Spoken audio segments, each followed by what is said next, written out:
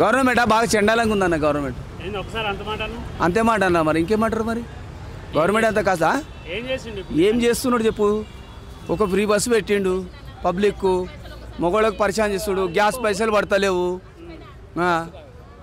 ఇంకేం చెప్పు.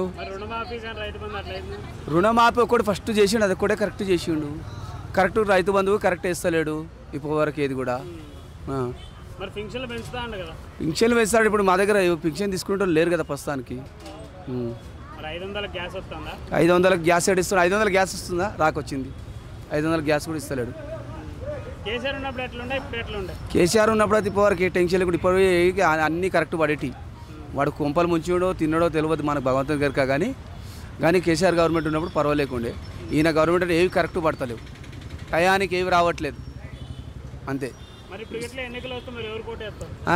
అది అప్పుడప్పుడు చూస్తాం. ఇంకా 3 సంవత్సరాలు 4 సంవత్సరాలు ఉంటాడు కదా, ఏం చేస్తాడో చూస్తాం. మంచి చేస్తాడా చెడు చేస్తాడా? పంచాయతీ ఎన్నికలు ఉంటాయి చూద్దాం. పంచాయతీ ఎలక్షన్లకు చేస్తాం. మరి విలేజ్ వెళ్ళాలి మనం. విలేజ్లో ఉంది ఓటు. గవర్నమెంటా ఇక అట్లా ఏం నచ్చలేదు నాకు. నచ్చలే గవర్నమెంటా బాగా చెండాలంగా ఉందన్న గవర్నమెంట్. అంతే మాట అన్న, మరి ఇంకేమంటారు మరి?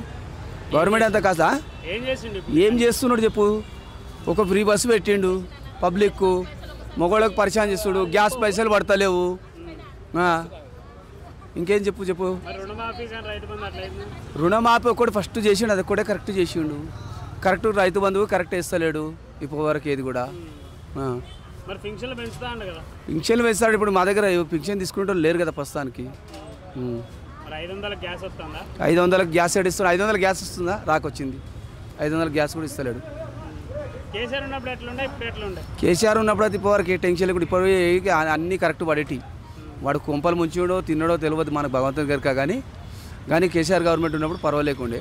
ఈయన గవర్నమెంట్ ఏవి కరెక్ట్ పడతలేవు, టయానికి ఏవి రావట్లేదు అంతే. అది అప్పుడప్పుడు చూస్తాం. ఇంకా 3 సంవత్సరాలు 4 సంవత్సరాలు ఉంటాడు కదా, ఏం చేస్తాడో చూస్తాం. మంచి చేస్తాడా చెడు చేస్తాడా? పంచాయతీ ఎన్నికలు ఉంటాయి చూద్దాం. పంచాయతీ ఎలక్షన్లకు చేస్తాం. మరి విలేజ్ వెళ్ళాలి మనం. విలేజ్లో ఉంది ఓటు.